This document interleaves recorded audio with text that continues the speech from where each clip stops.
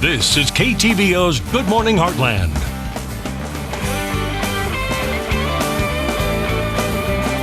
And welcome back. 'Tis the season for mushrooms. Safe, successful Missouri mushroom hunting begins with good identification skills and a basic understanding of when, where, and how mushrooms grow.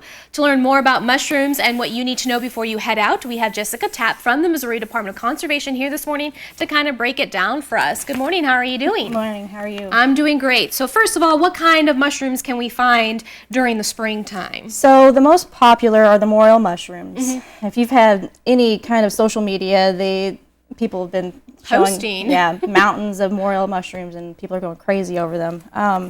They're about anywhere from 2 to 12 inches tall. They kind of look like a sponge on their cap. They can be yellow, brown, or gray.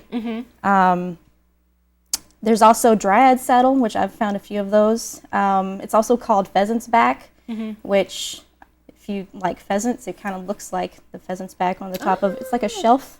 You can find them on the bottom at the base of trees. Also, you can find chicken of the woods this time of year. That's a really good one. It kind of has the texture of chickens. I'm not sure if it tastes like chicken, but it's kind of a bright orange. It's really hard to miss. And then there's also oyster mushrooms. It's kind of another shelf. It has a gill on the underneath.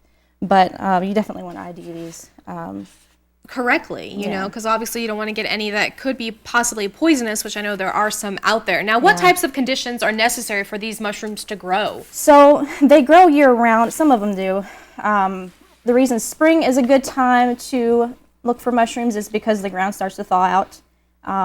And you want to look for nights. You want to wait for a good stretch of 50-degree nights. Okay. That gets the ground temperature up.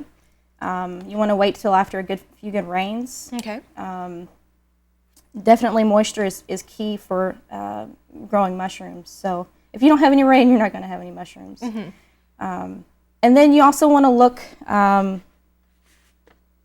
timbered slopes, bottom grounds that are kind of close to creeks. You can look in pastures, but really they're kind of sketchy. They grow pretty much anywhere. Yeah. I know that Allie, actually our camera girl today, says that she has a spot that she goes to. Last year she found a bunch, but this year she hasn't found any. So like you said, it just depends.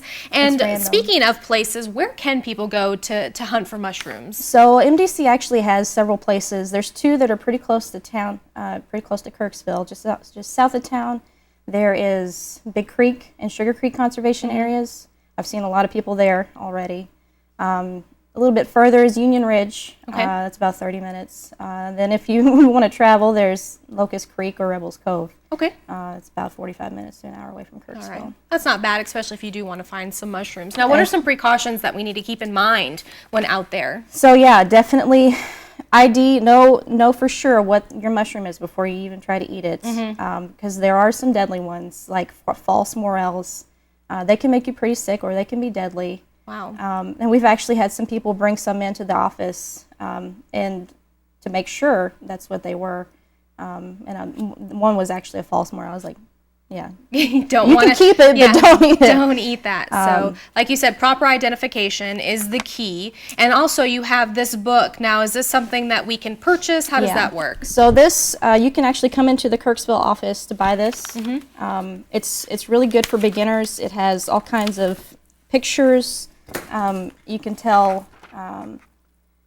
what season each kind of mushroom grows. It even tells you how to clean, how to hunt for them. Look at that. It even gives you some recipes to cook these if you're new to all the different kinds of mushrooms. But it's been really helpful for me. Perfect. Definitely. All right. So what we'll do is we'll post everything on our website at heartlandconnection.com. We'll also post a link up for this as well if they're curious and are interested in buying this. Again, thank you so much, Jessica, for coming on. Thank you. And we'll be right back.